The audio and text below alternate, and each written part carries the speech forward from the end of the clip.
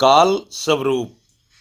एक बार एक भक्त ने श्री महाराज जी के चरणों में प्रार्थना की, दयाल जी, आपके सत्संग वचना अमृत सुनकर मन के सब संशयों का निवारण हो रहा है, परंतु काल के स्वरूप का अभी तक पता नहीं लगा।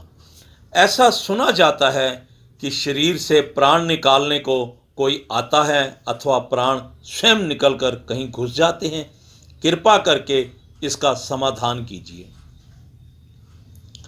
यह सुनकर श्री सद्गुरुदेव महाराज जी प्रसन्न चित्त होकर बोले, आप जैसे प्रेमियों को इन बातों में समय नहीं खोना चाहिए। यदि कोई आवश्यक संशय हो तो उसका समाधान कराना चाहिए। वह रोगी कभी ठीक नहीं होता जो वैद्य अथवा डॉक्टरों से जाकर यह पूछे कि रोग कैसे उत्पन्न होता है, और इसके लिए जो जड़ी बूटी अथवा दवाई देनी हो तो वह बताइए कि कैसे बनी, कहाँ से आई, किसने बनाई। ऐसा रोगी रोग का शिकार होकर नष्ट हो जाता है। समय के डॉक्टर को नब्ज दिखाकर दवाई लेना और उसका प्रयोग करना ही बुद्धिमता है। रोगी की अवस्था को देखकर वैद्य अथवा डॉक्टर स्वयं उसे बताएगा। आपको साधारण रूप में भी तथा यथार्थ में भी कुछ बताना है। यह शरीर 5 अवस्थाओं में रहता है और पांचों में जाकर समाप्त होता है। माता के पेट में मांस का टुकड़ा बना, अर्थात मकान तैयार होने पर उसमें जीव ने प्रवेश किया। कुछ ऋषियों का कथन है कि रसपूर्ण पदार्थों में यह जीव चंद्रलोक से आकर पदार्थ रूप हो जाता है। खाने के पदार्थ में रस रूप होकर जीव माता पिता के वीर्य रक्त द्वारा अंदर ही अंदर मकान शरीर का स्वामी बना। कुछ जीव जिनको देहध्यासी कहा जाता है, शरीर त्यागने पर वह शरीर में भूत प्रेत इत्यादि बनकर भ्रमण करते रहे अथवा अपनी वासनाओं द्वारा नीच योनियों में भ्रमण करते रहे। सो उस मांस के टुकड़े रूप शरीर में प्रविष्ट जीव ने ही बाहर जन्म लिया। यह प्रथम अवस्था है। दूसरी अवस्था अर्थात बचपन में रूप बदल गया, खेल कूद प्रिय लगने लगे। तीसरी अवस्था यौवन है।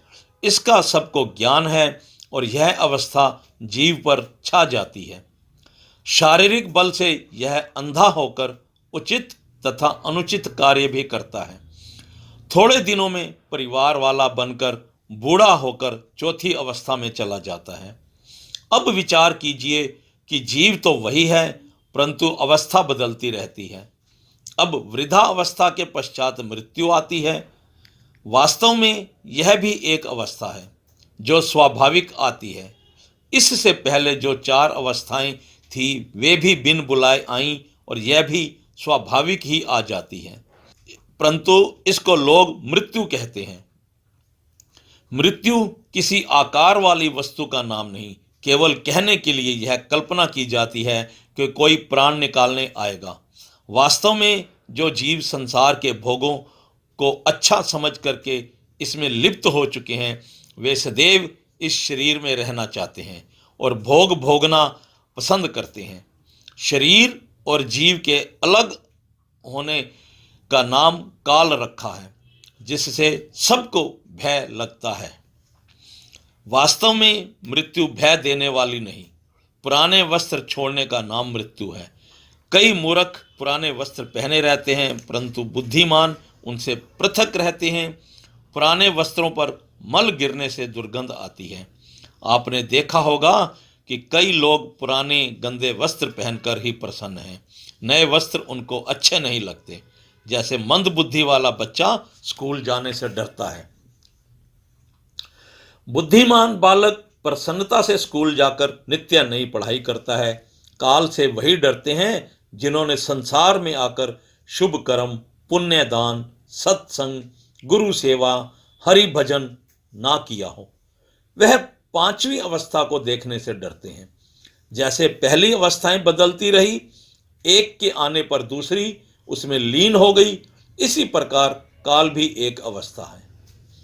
अब रही बात यह कि प्राण निकल कर कहाँ जाते हैं। कोई ले जाता है अथवा स्वयं कहीं जा घुसते हैं। यह भी एक समझने की बात है।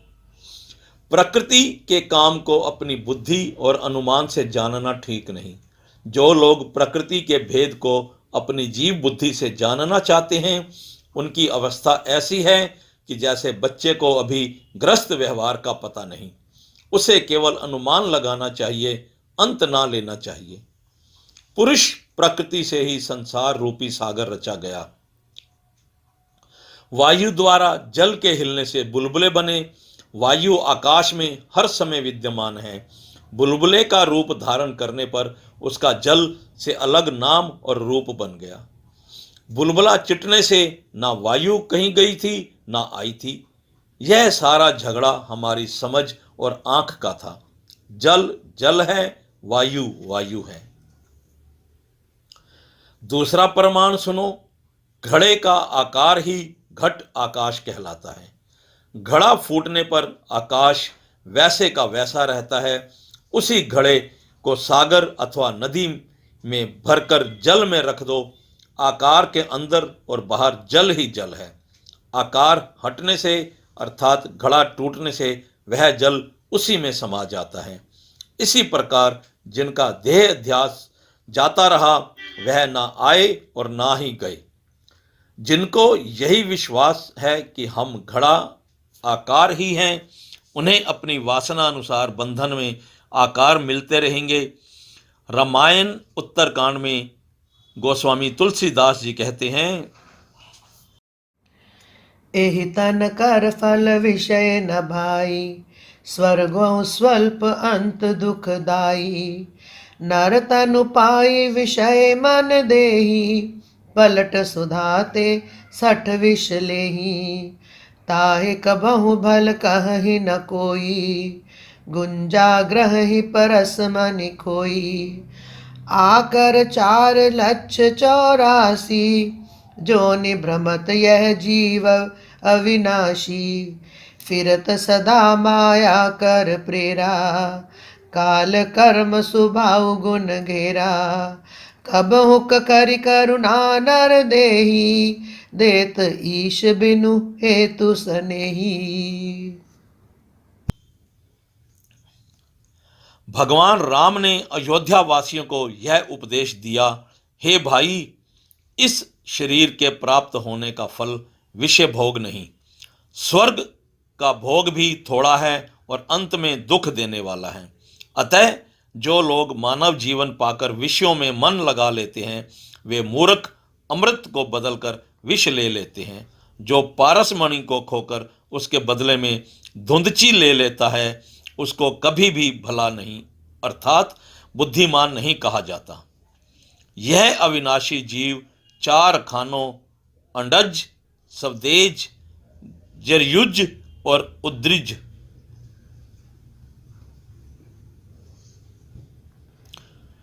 84 लाख योनियों में चक्कर लगाता रहता है। माया की प्रेरणा से काल, कर्म, स्वभाव और गुण से घिरा हुआ यह सदा भटकता रहता है। बिना कारण ही स्नेह करने वाला ईश्वर कभी दया करके इसे मनुष्य का शरीर देते हैं। बस देहध्यासी जीव को तो यही परिणाम होता है, और जिसने इस देह में आकर अपने स्वरूप को जानकर अलग कर लिया, वह शरीर रूपी घड़े के फूटते ही अपने धाम में पहुंच जाते हैं। साक्षी रूप। एक दिन एक जिज्ञासु ने प्रश्न किया, हे दाता दीनदयाल जी, आपके सत्संग उपदेश से काफी भ्रम तथा संशय समाधान हो चुके हैं। आपने कहा है कि यह संसार रचना उस भगवान की इच्छा तथा आज्ञा से हुई है, तो क्या कारण है कि जहां यह जीव मनुष्य तन को प्राप्त हुआ, इसी के साथ ही यह विकारी मन भी उत्पन्न हो गया। भला जिस मन की रचना उस ईश्वर ने की है, तो उसी विकारी मन के द्वारा किए गए कार्यों का पाप अथवा दोष हमें क्यों लगा? जब ईश्वर ने इस मानव शरीर के साथ ही 5 विकार काम, क्रोध, लोभ, मोह तथा अहंकार उत्पन्न कर दिए, तो हमारे वश की तो फिर कोई बात ही ना रही। हम अपनी इच्छा से तो कुछ करते नहीं, परंतु फिर भी हमें दोषी क्यों ठहराया जाता है? कृपा करके इसका समाधान कर दीजिए। हृदय सम्राट महाराज सतगुरुदेव बोले, प्रेमी, आपका कहना सत्य है। आप कहना चाहते हो कि इस शरीर की रचना के साथ ही मन की रचना हुई तथा विकार भी इसके साथ ही आए, परंतु आप उन विकारों को पहचानने वाली शुद्ध बुद्धि को क्यों भूल गए? उसकी भी तो रचना इसी शरीर के साथ हुई। आप विकारों का तो सौदा करना चाहते हो, परंतु सद्बुद्धि जो धर्म तथा शुभ कार्यों को पहचानती है उसका नाम तक नहीं लिया। आप किसी प्रकार यह हमसे कहलवाना चाहते हो कि यह सब रचना उस ईश्वर की रची हुई है। हम यह अवश्य कहेंगे कि उस ईश्वर ने ही यह रचना रची है, परंतु यह रचना एक रूप में नहीं रची गई। जिस प्रकार आपका शरीर, यह शब्द एक ही है, परंतु जिस वस्तु से बाल बने उसी वस्तु से हड्डी, नाड़ियां, मांस, नेत्र, कान, नाखून इत्यादि, यह सब रचना उस वीर्य की एक बूंद से रची गई। इन सब इंद्रियों की रचना एक ही वस्तु से हुई, परंतु यह सब अपना अपना कार्य अलग अलग कर रहे हैं, क्योंकि प्रत्येक इंद्री का कार्य, प्रकृति तथा स्वभाव भिन्न भिन्न है। उसी प्रकार जब हमारा विकारी मन विकारों की ओर जाता है तो शुद्ध मन अर्थात बुद्धि भीतर से प्रेरणा करती है कि बुरे कार्य की ओर ना जाओ, इसका परिणाम अच्छा नहीं होगा। उस समय आप उसकी बात क्यों नहीं सुनते? आपको परामर्श देने वाले दो मन हैं, पहला पिंडी मन, दूसरा ब्रह्मांडी मन। प्रत्येक मनुष्य के भीतर से दो ध्वनियां आवाज निकलती हैं। पिंडी मन मनुष्य को विकारों की ओर ले जाता है, ब्रह्मांडी मन उसे रोकता है तथा उससे बुरे कार्य का परिणाम दिखाता है। अब यह बात उस मनुष्य पर निर्भर करती है कि वह किस मन की बात माने। उस समय उस व्यक्ति की जैसी प्रकृति होगी, अर्थात उसके स्वभाव में जिस गुण की अधिकता होगी, उसी के अनुसार वह कार्य करेगा।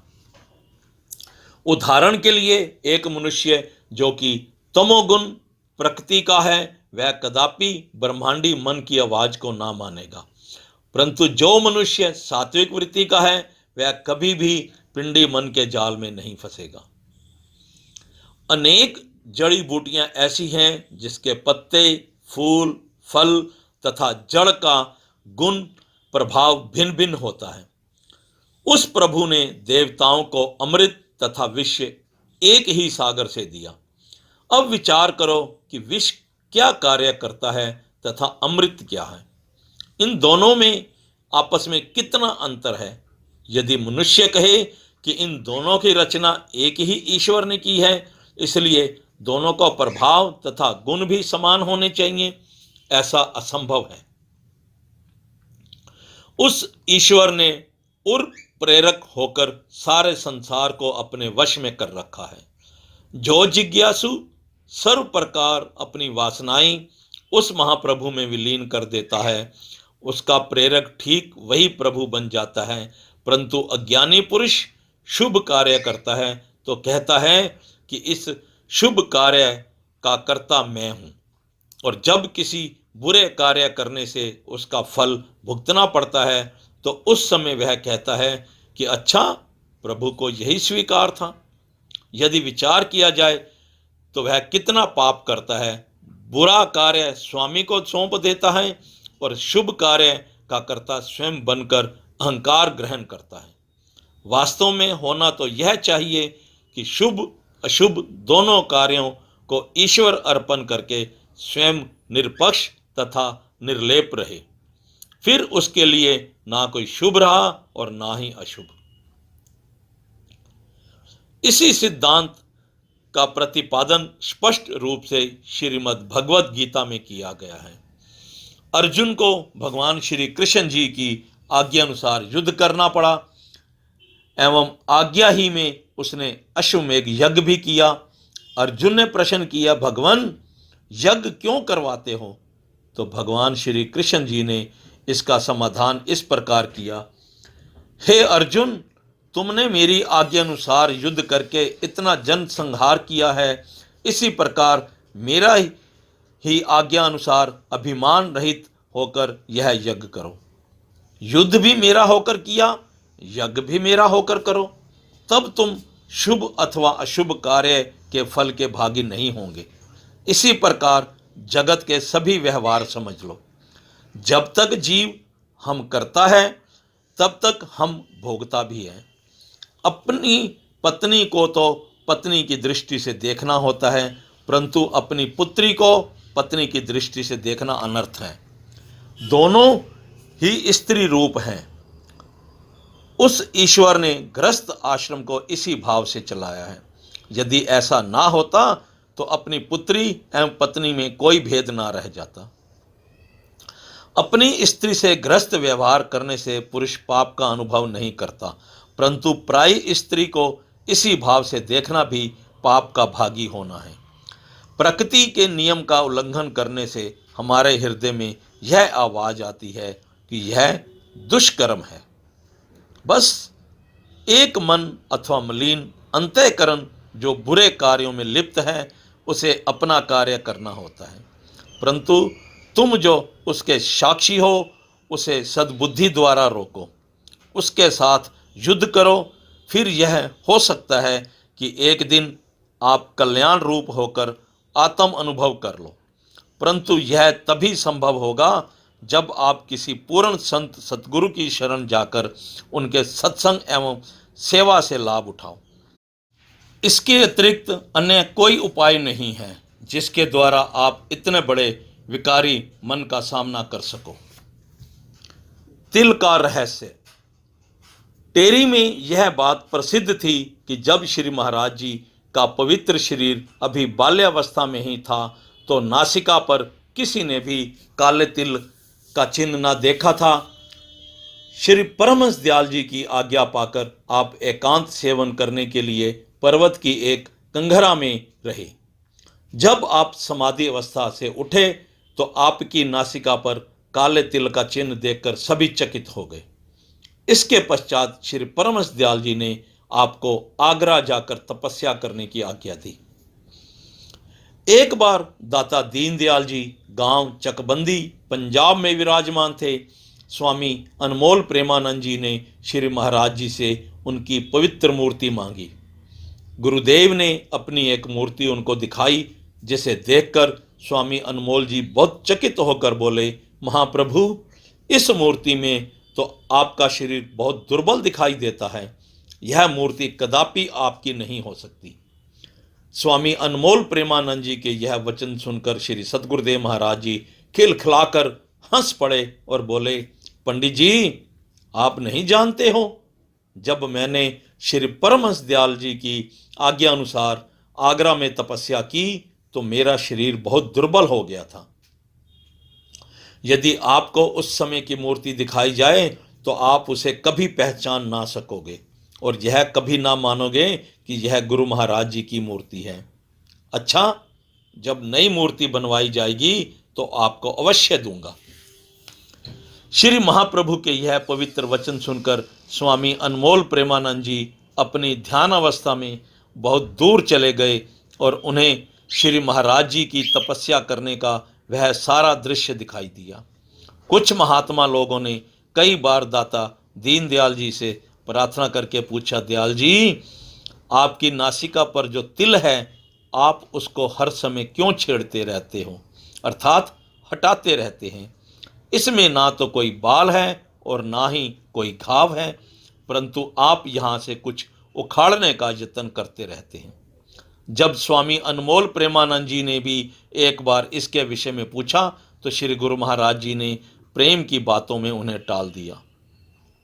स्वामी अनमोल प्रेमानंद जी ने यह सारा वृत्तांत ध्यान में देखा कि जब महाप्रभु टेरी में तपस्या कर रहे थे तो महालक्ष्मी जी ने किसी रूप में आकर आपके चरण स्पर्श करने तथा सेवा में रहने की प्रार्थना की, परंतु सद्गुरु दयाल जी ने उस सगुण रूप में माया को टाल दिया। परंतु महालक्ष्मी जी ने आपका दर ना छोड़ा और प्रार्थना की, दयाल जी, जब जब आपका अवतार होता रहा है मैं साथ ही रही हूँ। अब भी मेरा त्याग ना करके मातलोक में अपनी पवित्र सेवार्थ श्री चरणों में रहने की आज्ञा प्रदान कीजिए।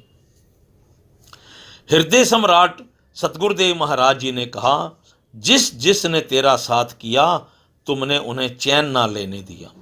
वे भगवान तो निमित्त अवतार थे, मैं नित्य रूप से प्रकट रहूंगा और ब्रह्मचारी रूप से संत सदगुरु के पद पर रहकर मोह ममता में ग्रस्त जीवों को जगाऊंगा।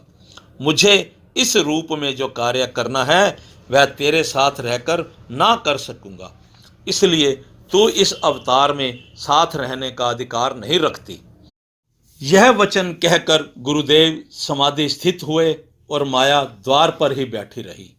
वह महाप्रभु की दासी होकर चौकीदारी करती रही और उसी ध्यान में मगन होकर अपने अस्तित्व को मिटा बैठी। जब कुछ काल पश्चात सदगुरु दयाल जी समाधि से जागे तो उन्होंने माया के स्थान पर मिट्टी का ढेर देखा। तब आपने जाना कि इस माया ने अपना आप मेरे लिए मिटा दिया है, तो उस भस्म से तिनका उठाकर अपनी बाएं नासिका पर तिल का चिन्ह बना लिया। इस रूप में माया साथ रहने लगी। इस सारी लीला माया और मायापति के प्रसंग को अपनी ध्यान अवस्था में स्वामी अनमोल प्रेमानंद जी ने देखा और फिर लिखकर सदगुरुदेव महाप्रभु को भेंट किया। इसका प्रत्यक्ष प्रमाण यह है कि लोग आपका पवित्र दर्शन कर घर घाट का त्याग करके सर्वस्व अर्पण कर शरण में आने लगे, परंतु आप सबको आने पर भी त्याग देते थे। अनेक बार लोग शरण में आने की विनती करते, परंतु आप कहा करते थे कि सब लोग अपने घरों को जाओ, यहाँ क्या करोगे। तब भी कोई द्वार छोड़ने को तैयार ना था। अंत में जिनका प्रेम दृढ़ देखा उसे दयाल जी ने शरण में रखकर भक्ति योग का उपदेश दिया और मोह बंधन से विरक्त कर सत्य मार्ग दर्शाया। आपने अनेक आश्रम उन व्यक्तियों के निवास के लिए बनवाए। यह सब सेवा वह जली हुई शुद्ध माया करती रही, परंतु उस गुप्त भेद को प्रेमा भक्ति के बिना जानना कठिन है। इस सारे प्रसंग को स्वामी अनमोल प्रेमानंद जी ने श्री राधे श्याम जी की प्रसिद्ध रामायण की तर्ज पर कविता रूप में इस प्रकार लिखा है। लीला उस भगवान की सुनिए ला कर ध्यान, यह मौका क्यों कर बना बाएं तरफ भगवान। अपनी इच्छा या भक्त प्रेरणा से जब दयालु थे प्रगटे, अपने जनहित उपकार करन तो माया ने भी पर फटके। उस दया निधि ने संत रूप माया पर दे अवतार लिया, तो माया ने भी उसी वक्त अपना सारा श्रृंगार किया। उस बाल अवस्था में सतगुरु जी चले गए वन यात्रा को, फिर माया भी पीछे पीछे ही देख चली पग मात्रा को। श्री टेरी के डिग गिरिमंडल जहाँ नजर गुफाइक आई थी, ना जाने कितनी पुण्य भूमि जो दयालु के मन भाई थी। मर्यादा पूरी करने को गए बैठ तपस्या करने को, चुप साध भजन में लीन हुए भक्तों के दुखड़े हरने को। 13 वर्ष तपस्या करते रहे जंगलों में और पहाड़ों में, कुछ पता यूं ही चल ना पाया, भक्तों के प्रेम नजारों में। हाय भगवन ने कष्ट सहे, हम अधमों के अपनाने में, निर्लज प्राणों तुम ना निकले, प्रीतम का कष्ट बटाने में। महालक्ष्मी भी तब पहुंच गई, द्वारे पर झुक प्रणाम किया, भगवान आपकी दासी हूँ, मेरा और जगह पर काम क्या। हर युग युग में अवतारों ने, साधु जनों व संतों ने, हर एक ने है स्वीकार किया, और भोगा मुझे महंतों ने। कृपा सागर कृपा कीजिए, लीजिए मुझे निज चरणन में, नहीं द्वार छोड़ जाना मैं कहीं, आ गिरी तुम्हारी शरणन में। नहीं द्वार छोड़ जाना मैं कहीं, आ गिरी तुम्हारी शरणन में। मंद मंद मुस्कान से बोले दीन दयाल, ऐ माया तू छोड़ दे, अब तू मेरा ख्याल। मैंने कलंक अवतार हूँ, तू कलंक की खान, मेल न होगा मुझसे, यह तू निश्चय जान। मैं ब्रह्मचारी रूप से रहूंगा दुनिया माहे, अपने प्यारे भक्त की काटूंगा यम फाहे। यह माया से वचन कर, बूंद मूंद लिए दो नैन, माया दासी आपकी बिछड़त मिले न चैन। माया ने द्वारा त्यागाना, दरबान द्वार की बनी रही, 13 वर्षों तक शुद्ध होकर मानो माया की कनी रही। निज ध्यान में दयालु मग्न रहे, माया ने यत्न तो लाख किया,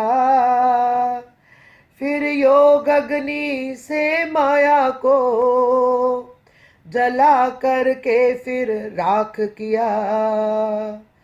अखंड समाधि से जागे भगवान मेरे जो रिच पालू,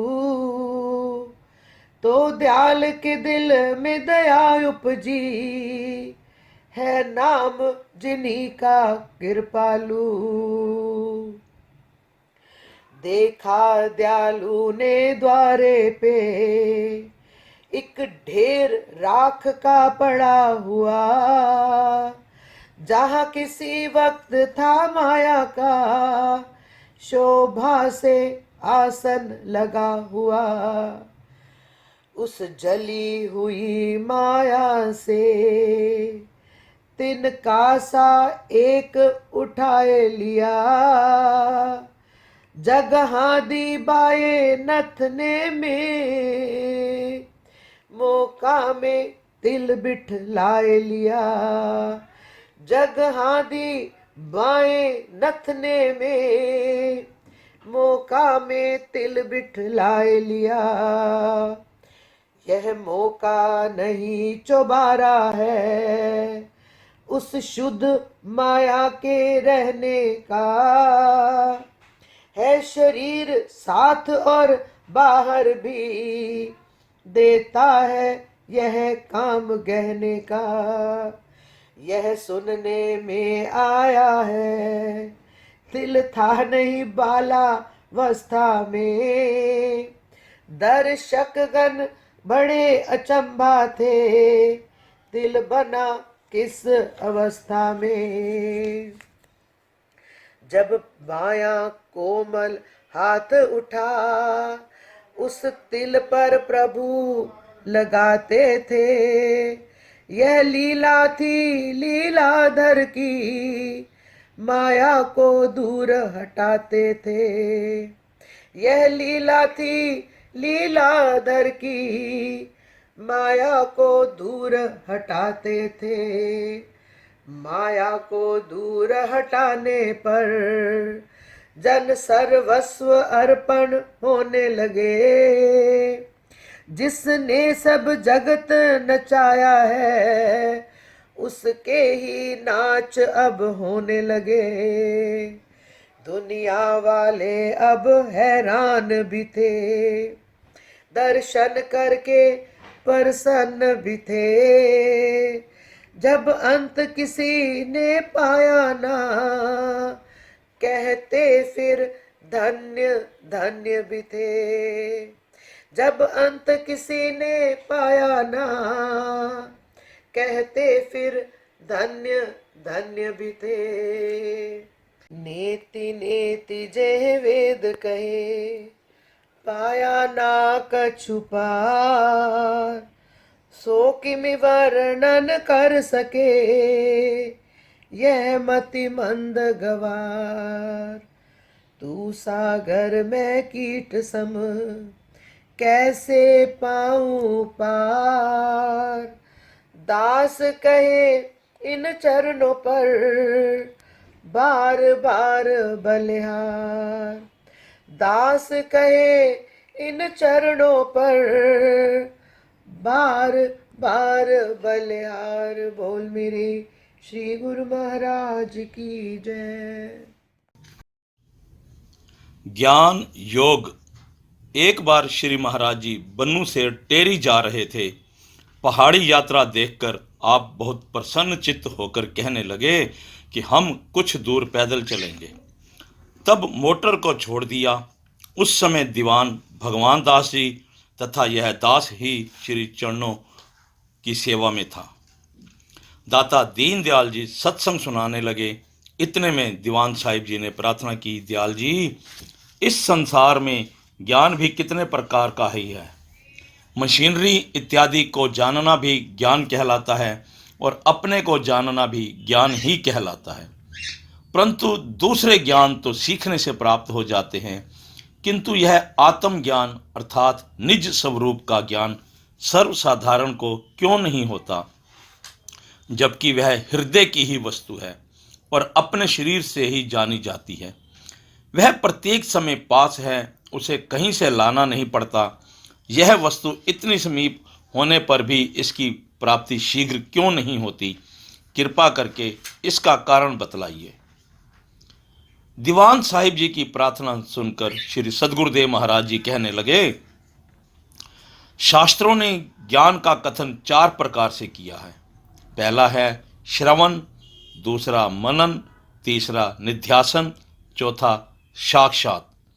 अब इनकी व्याख्या सुनो। जैसे अग्नि 4 प्रकार की है। पहली लकड़ी की अग्नि, दूसरी बिजली की अग्नि, तीसरी बड़वानल अग्नि तथा जठराग्नि, चौथी महाप्रलय की अग्नि। लकड़ी की अग्नि तो जब तक लकड़ी डालते चलो प्रचंड रहेगी, परंतु जब लकड़ी डालना बंद कर दो अग्नि बुझ जाती है। इसी प्रकार पहला ज्ञान है।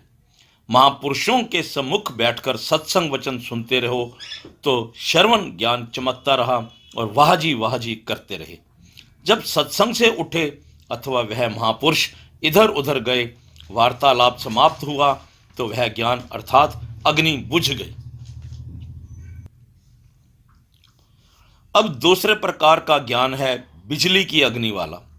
बिजली में अग्नि अवश्य होती है, परंतु अभी चमकी और बुझी, एक स्थान पर नहीं रहती। इसी प्रकार संसारी पुरुष को महापुरुषों का सुनाया हुआ तत्व ज्ञान उपदेशी संसारी धंधों में भी चमकता रहा। जब किसी संबंधी की मृत्यु हुई, धन का नाश अथवा शरीर में विघन इत्यादि हुआ, तो ज्ञान चमक उठा और मन में आया कि अभी त्याग कर दूं।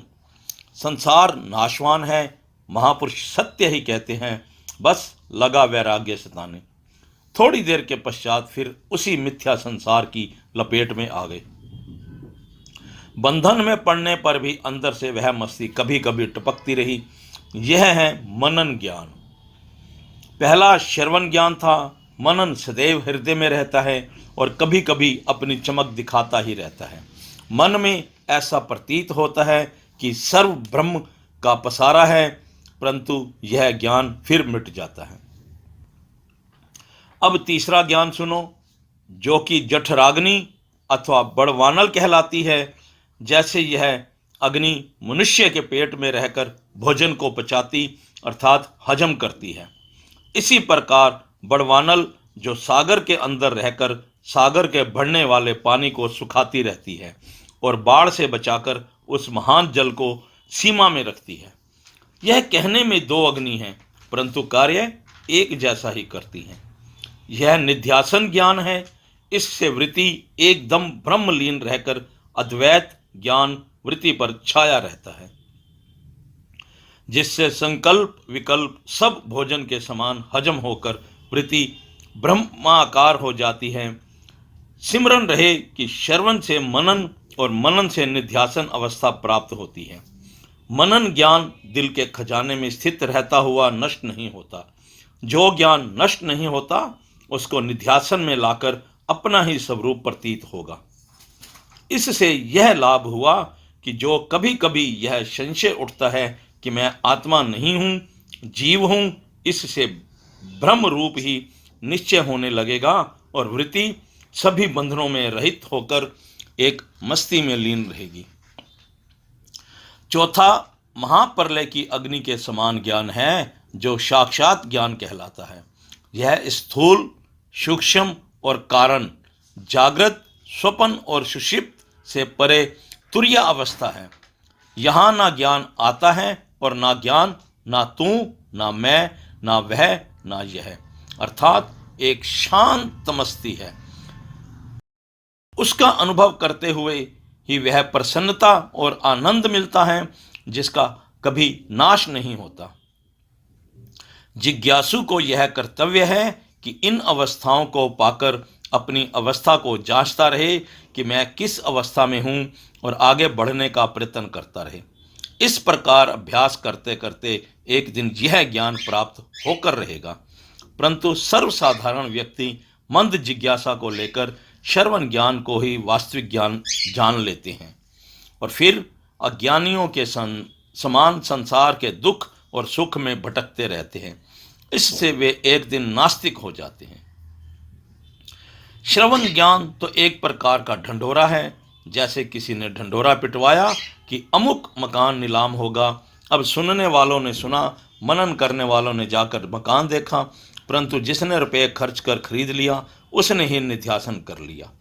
निध्यासन के पश्चात उसमें विश्राम पाने लगा, अर्थात साक्षात हुआ, स्वामी बना। श्रवण अवस्था से आगे तीन अन्य अवस्थाओं को भी प्राप्त करना परम आवश्यक है। यह साक्षात ज्ञान सद्गुरु के बिना प्राप्त नहीं होता। यह ज्ञान निरक्षर ज्ञान, ब्रह्म विद्या और इल्म सीना कहलाता है।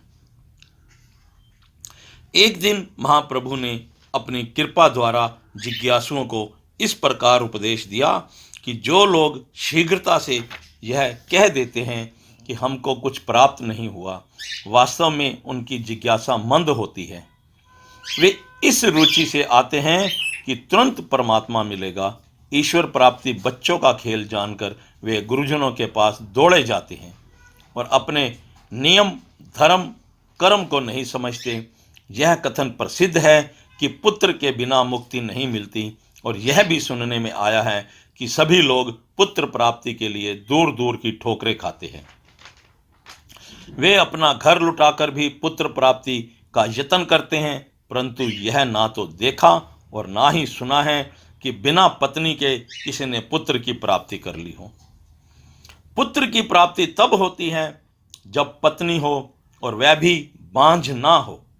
यदि पुत्र से गति होती तो पशुओं के पुत्र हजारों होते हैं और मनुष्यों के भी। फिर तीर्थ यात्रा, दान पुण्य, गुरु सेवा, त्याग तप, मंदिर, मस्जिद, गुरुद्वारा इत्यादि में जाने की आवश्यकता ना रहती। बस 2-4 पुत्र उत्पन्न कर लिए, गति हो ही जाएगी। परंतु विचारणीय बात तो यह है कि वह पुत्र कौन सा है जिससे गति होगी। वह पुत्र है ज्ञान, वैराग्य, विज्ञान, धर्म, विचार इत्यादि। वे किस प्रकार मिलेंगे? भक्ति रूपी माता और आदि पुरुष रूपी पिता की कृपा से ज्ञान की प्राप्ति होगी। इस पिता की जान पहचान तब होगी जब ज्ञान होगा। जब तक गुरु रूपी पति और पत्नी रूप सेवक ना होगा, तब तक ज्ञान रूपी पुत्र ना मिलेगा। गुरु क्या है और वह क्या देगा? आदि पुरुष का सत्य नाम अनादि शब्द ब्रह्म देकर श्रुति रूपी स्त्री से मिलाप करवाकर आत्म रस उत्तम ज्ञान रूप पुत्र उत्पन्न होगा। भक्ति कहते हैं सेवकाई को।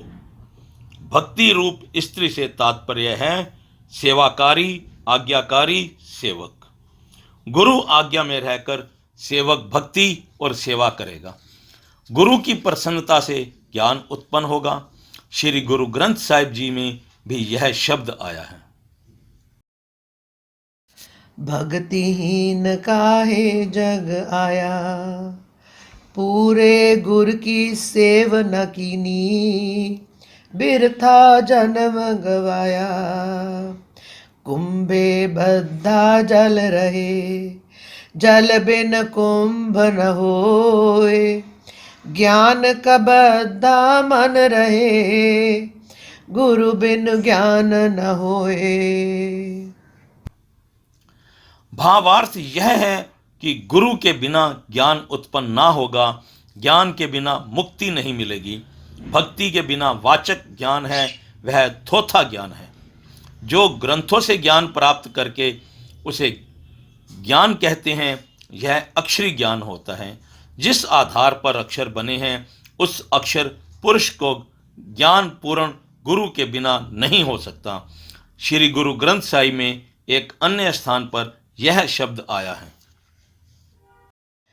माई गुरु बिन ज्ञान न होई, पूछो ब्रह्मे नारदे, वेद व्यासे कोई। ज्ञान अपने स्वरूप को जानने का नाम है। पुत्र अपना ही स्वरूप होता है, इसलिए प्रिय लगता है, परंतु बिना भक्ति के ज्ञान थोथा है। भक्ति स्वतंत्र अवलंब न आना, ताहे अधीन ज्ञान विज्ञाना। अस विचार जो परम से आने, मुक्ति निरादर भक्ति लुभाने। कई साधक जिज्ञासा रहित भक्ति से प्रेम नहीं करते। वे भक्ति नहीं अपनाते, परंतु ज्ञान की इच्छा रखते हैं। वे मूर्ख हैं, उन्हें ज्ञान प्राप्त ना होगा। अनेक व्यक्ति अपने मन के अनुसार भक्ति करते हैं। जो गुरु आज्ञा मन के अनुसार हो उसका पालन करते हैं, और जो मन के विरुद्ध आज्ञा हो उस पर नहीं चलते। भला विचारने की बात है कि जिनको पुत्र प्राप्त नहीं होता वह बैठकर पुत्र की माला नहीं फेरते, बल्कि पुत्र प्राप्ति के साधनों को अपनाते हैं। यदि कुछ शारीरिक रोग हो तो दिन रात दौड़ भागकर वैद्यों, डॉक्टरों के पास जाकर चिकित्सा करवाते हैं। इस पर एक उदाहरण है। एक पीर साहिब लोगों को पुत्र का वरदान दिया करते थे। एक दिन एक स्त्री पुरुष उनकी शरण में आए और प्रार्थना की, फकीर साहिब जी हमें पुत्र दीजिए। तब पीर ने नियम अनुसार अपने लोटे से थोड़ी भस्म उठाकर उस व्यक्ति को दी और कहा, पानी में घोलकर दोनों थोड़ी थोड़ी पी लिया करो, ईश्वर कृपा से संतान उत्पन्न होगी। ऐसा कहा जाता था कि उस पीर के द्वार से कोई खाली ना गया।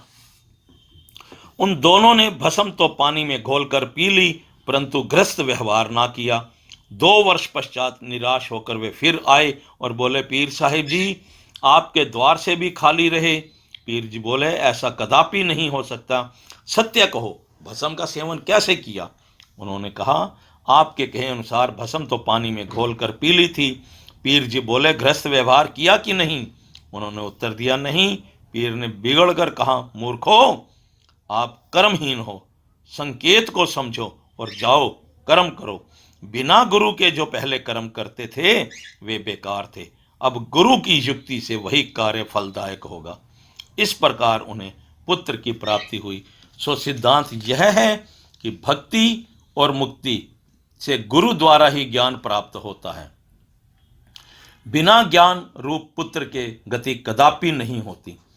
यह सद शास्त्रों और प्राचीन ऋषियों की आज्ञा है। इस पर एक भजन है।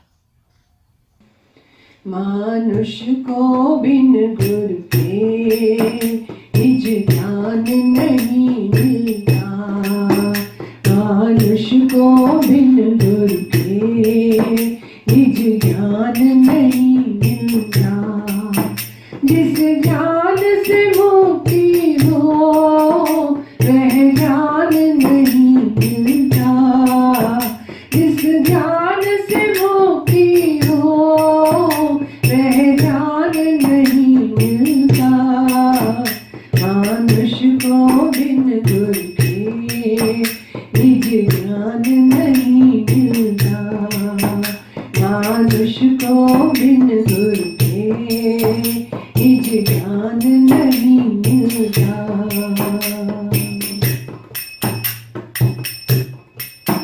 जप जाप योग साधन करते अनेक देखे। जप जाप योग साधन करते अनेक देखे। मन में है द्वेष जब तक भगवान नहीं मिलता। मन में है द्वेष जब तक भगवान नहीं मिलता। मानुष को बिन गुर के निज ज्ञान नहीं मिलता। मानुष को बिन गुर के निज ज्ञान नहीं मिलता। जिस ज्ञान से मुक्ति हो वह ज्ञान नहीं मिलता। मानुष को बिन गुर के निज ज्ञान नहीं मिलता।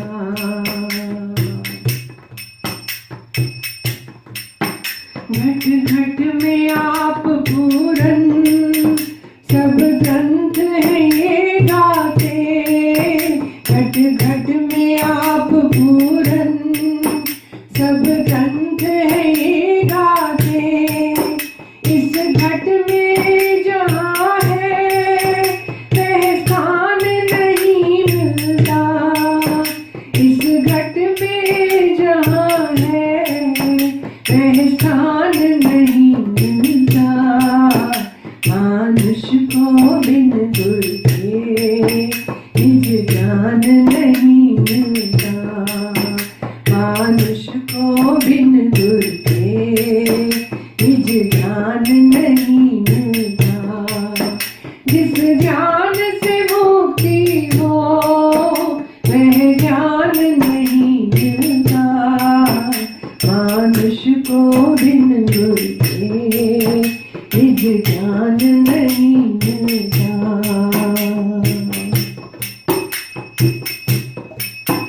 तट तीर्थ में भटको उल्टे बदन से लटको।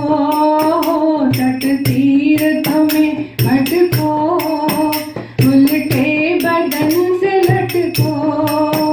तब तीर्थ में करके वह स्नान नहीं मिलता। तब तीर्थ में करके वह स्नान नहीं मिलता। मानुष को बिन गुर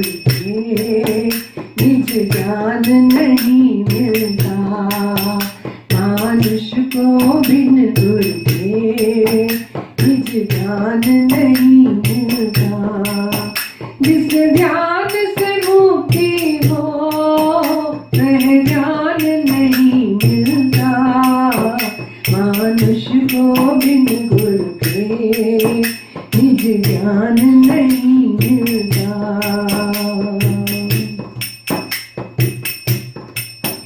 किस काम के हैं कथने थोथे ज्ञान दासा। किस काम के हैं कथने थोथे ज्ञान दासा। हृदय में भरा जब तक अज्ञान नहीं मिलता। हृदय में भरा जब तक अज्ञान नहीं मिलता। मनुष्य को बिन गुरु के निज ज्ञान नहीं मिलता। मनुष्य को बिन गुरु के निज ज्ञान नहीं मिलता। जिस ज्ञान से मुक्ति हो वह ज्ञान नहीं मिलता। जिस ज्ञान से मुक्ति हो वह ज्ञान नहीं मिलता। मनुष्य को बिन गुरु के निज ज्ञान नहीं मिलता। मनुष्य को बिन गुरु के निज ज्ञान नहीं मिलता। निज ज्ञान नहीं मिलता। वह ज्ञान नहीं मिलता। भक्त नामदेव और त्रिलोचन पंडित। एक दिन श्री सदगुरुदेव जी ने अपने सत्संग में गुरु ग्रंथ साहिब जी के एक शब्द की व्याख्या की जिसमें पंडित त्रिलोचन जी और भक्त नामदेव जी का वर्णन आया था। त्रिलोचन पंडित धन्ना भक्त के गुरु थे और नामदेव जी छिपे जाति से संबंध रखते थे और कपड़े छापने का कार्य करते थे। वे पूर्ण गुरुमुख और ज्ञानी थे। बड़े बड़े विद्वान और ज्ञानी उनके पास आकर शिष्य बनने लगे। उनकी यश कीर्ति सुनकर पंडित त्रिलोचन जी सोचने लगे कि नामदेव जी अनपढ़ और नीच जाति के होते हुए भी मुझसे अधिक आदर सम्मान पा रही हैं। मैं ठाकुर पूजा, शास्त्र अध्ययन और भजन सिमरन भी करता हूँ, परंतु फिर भी मुझे कोई नहीं पूछता। इसी ईर्ष्यावश एक दिन वह नामदेव जी के पास चला गया। नामदेव जी उस समय एक तख्ते पर कपड़ा बिछाकर छाप रहे थे। त्रिलोचन पंडित ने जब यह दृश्य देखा तो बोला, मैंने तो सुना था कि नामदेव जी जप जाप पूजा पाठ इत्यादि करते हैं, परंतु यहाँ तो कुछ और ही पाखंड है। यह तो मोह माया के धंधे में फंसे हुए हैं। इनके पास भक्ति का कोई चिन्ह दिखाई नहीं देता। द्वेष अग्नि में जलते हुए उसने नामदेव के प्रति यह शब्द कहे, नामा माया मोहया कहे त्रिलोचन मीत। काहे छिपो छायले राम न लावत चीत। त्रिलोचन पंडित कहने लगा, तू तो माया का दास बना बैठा है। क्या भक्तों के यही लक्षण होते हैं? तुम तो सारा दिन संसारिक कार्य व्यवहारों में व्यस्त रहते हो, कभी ठाकुर पूजा और धर्म स्थान मंदिर इत्यादि में नहीं गए। तुमने व्यर्थ लोगों को बहका रखा है कि हम भक्त हैं। आज मैंने तुम्हारी भक्ति देख ली। लोगों को भक्ति की वेशभूषा दिखाकर भ्रम में डालते हो। यह तो सच्ची भक्ति नहीं हुई। त्रिलोचन पंडित के यह वचन सुनकर नामदेव जी अपने मन में विचार करने लगे कि यह तो केवल बाहरी व्यवहार को ही भक्ति समझता है। इसे अंतरीव आत्मज्ञान का कुछ पता नहीं। इसने पूर्ण सद्गुरु से अंतरीव मार्ग नहीं पूछा। यह तो अभी माला मंत्रों में ही अटका हुआ है। तब उस समय नामदेव जी ने यह शब्द उच्चारण किया, नामा कहे त्रिलोचना मुख से राम संभाल। हाथ पांव से काम कर चित्त निरंजन नाल।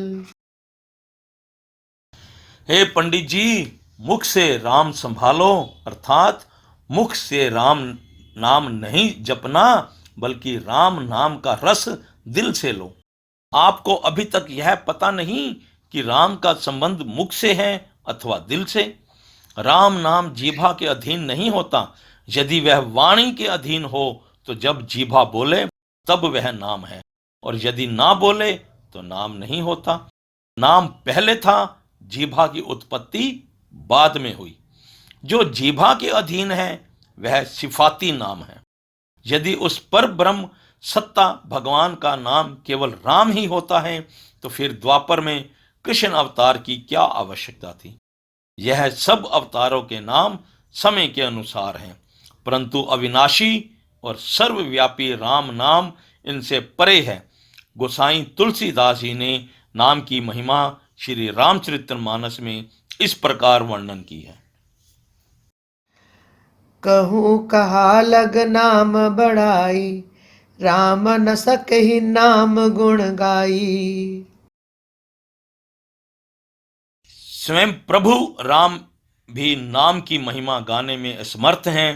अगली चौपाई में गोसाई जी कहते हैं, राम एक तापस तिय तारी, नाम कोटि खल कुमत उधारी।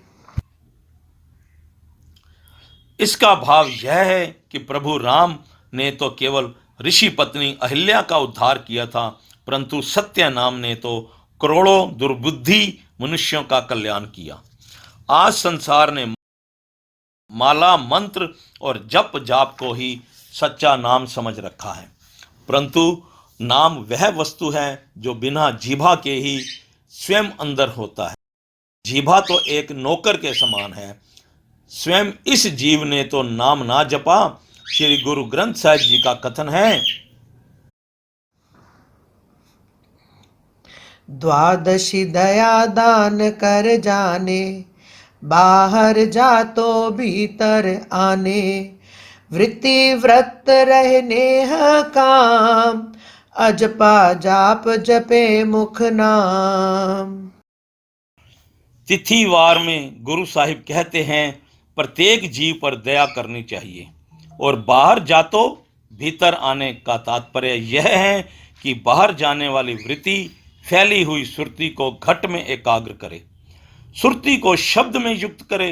संसारिक व्यक्ति एकादशी का व्रत रखते हैं, वह अन्न ना खाकर दूसरे पदार्थ खाते हैं। द्वादशी के दिन अनेक प्रकार के भोजन बनाते हैं। गुरुजन कहते हैं कि वृत्ति व्रत रहे नह काम, अर्थात वृत्ति को निष्काम व्रत कराओ।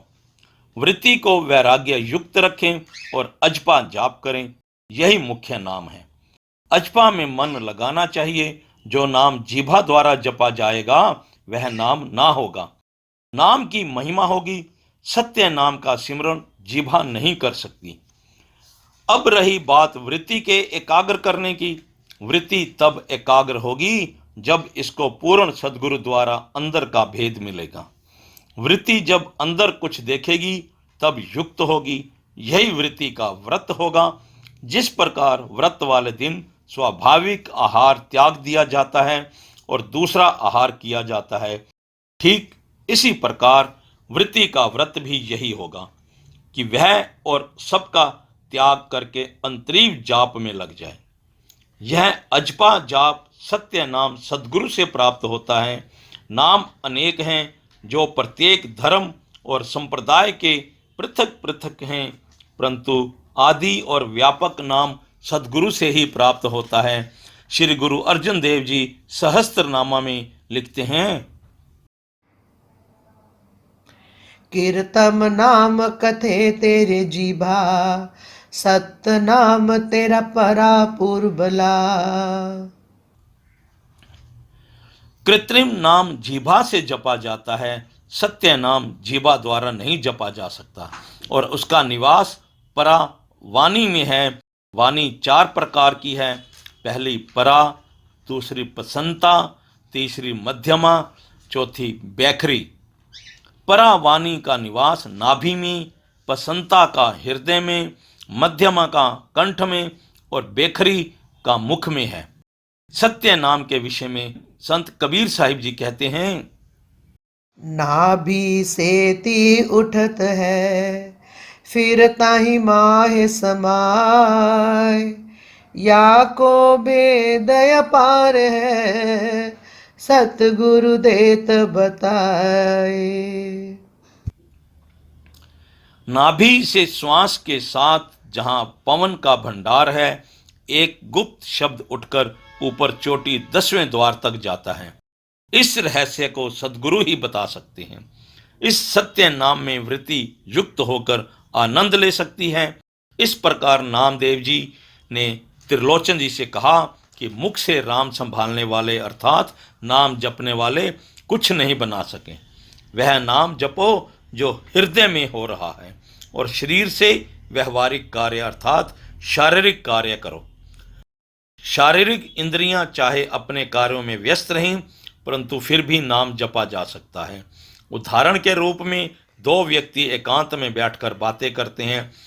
उस समय हाथ, कान इत्यादि सभी इंद्रियां काम करती हैं, परंतु सुनने वाला एकदम बोल उठता है कि भाई तनिक फिर बात करना, मैंने सुना नहीं। तब वह व्यक्ति पूछता है, आपने क्यों नहीं सुना? वह उत्तर देता है, मेरा ध्यान तनिक बाहर चला गया था। इस प्रकार यह विचार शक्ति का प्रभाव है। जैसे गाय वन में घास चरने जाती है, परंतु उनकी सुरती घर में अपने बच्चे में रहती है। इसी प्रकार सत्य नाम जपने वाले अपनी मनोवृत्ति को हृदय आत्मा में स्थित रहकर सिमरन करते हैं। परम संत श्री कबीर साहिब जी इसी रहस्य को इन शब्दों में वर्णन करते हैं। श्वासों की कर सिमरणी, अजपा का कर जाप। अलख पुरुष का ध्यान धर, सोहंग आपे आप। मन का स्वरूप। एक दिन श्री महाराज जी ने सत्संग करते हुए मन शब्द की इस प्रकार व्याख्या की। मन सदैव एक दिशा पर नहीं रहता। यह बछेरे के समान है जो अपनी माता घोड़ी के इधर उधर कूदना ही पसंद करता है। यद्यपि कूदने से गिरता भी है, परंतु आदत से बाज ना आकर फिर चारों ओर कूदता है। इसकी माता घोड़ी मानो अविद्या है, और इसका कूदना केवल स्वार्थ, प्रीता और संकल्प विकल्प है। इसे कभी अपनी मनोवांछित वस्तु मिल गई तो खुश है, नहीं तो निराश। संसार को देखकर और अपनी माता अविद्या को पाकर यह मन फूला नहीं समाता। यह सब अज्ञानता के कारण है, जो इस मन को परमार्थ पर चलते समय बाधा का कारण बन जाती है। किसी समय गुरु कृपा अथवा पूर्व संस्कार से यह मन निज स्वरूप में थोड़ा लीन भी हो जाए तो उतने समय के लिए यह संसार सब खाक बन जाता है और थोड़ी सी मस्ती आ जाती है, परंतु यह मस्ती स्थिर नहीं रहती। जैसे इत्र सुगंध बेचने वाले की दुकान पर जाने से सुगंध मुफ्त में आ गई, वहां खड़ा कौन रहने देता है? संकल्प विकल्प ने इसे घेरा डाला हुआ है। दुकान से चलने पर वह सुगंध साथ नहीं आ सकी। यदि गांठ में पैसे होते तो सुगंध की शीशी खरीदकर साथ लाता। यह दशा सच्चे जिज्ञासु की है, जो इत्र सुगंध रूप अपने स्वरूप में लीन रहकर संसार में भ्रमण करता है। जब किसी स्थान पर विषयों और अज्ञानता की दुर्गंध आती है तो झट शीशी को निकालकर सूंघ लिया और दुर्गंध चली गई। जिन मंद जिज्ञासुओं का मन चलायमान रहता है, वे सत्संगी होते हुए भी वास्तविकता को ना जानकर फिर विषयों में आसक्त हो जाते हैं। सत्संग तथा गुरु पर दोष धरते हैं कि हमको वह आनंद क्यों नहीं मिला। बाकी मंडली को भी हठ धर्मी सिखाकर स्वयं नास्तिक बन जाते हैं। यह है मन की दशा। सच्चे जिज्ञासु को चाहिए कि जब मन सांसारिक पदार्थों की ओर दौड़े अथवा अशांत हो तो गुरु शब्द का विचार करके मन को रोक ले। जिस वस्तु की ओर मन जाए उसके गुण दोषों का विचार करके मन को उस विचार में लीन रखें। बीते समय की चिंता ना करना और वर्तमान समय को याद ना करने देना, आने वाले समय की चिंता ना करना और वर्तमान समय को संभाल कर चलना। यदि दुख हो अथवा सुख हो, मन को तनिक जांचते रहना, यही गुरुमुख के लक्षण हैं। गुरुमुख को चाहिए कि बेकारी के समय मन को कभी भी यह स्वतंत्रता ना दे, ताकि वह अपनी शरारत को प्रकट ना कर सके। उसे गुरु शब्द और सदशास्त्रों के विचार में लगाए रखे, क्योंकि संसार एक विचार ही है। विचार हटते ही संसार ना रहेगा। जब मन की वृत्ति नीचे उतरती है, तब उसे व्याकुलता और दुख होता है। जब साधक ने वृत्ति को शब्द से समेटकर ऊपरी मंजिलों में प्रविष्ट कर लिया, तब ही उसे सच्चा सुख और पूरा विश्राम मिलता है। सब जिज्ञासुओं को सावधान रहना चाहिए कि वे मन पर विश्वास ना करें, क्योंकि इसका स्वरूप केवल बुरे विचार ही है। मन को एकाग्र करने की एक और विधि भी है। उसे युक्ति से यह मन धीरे धीरे शांत हो जाएगा। मन जहाँ जहाँ भी जाए, वहाँ ही यह ब्रह्म तत्व का विचार करे।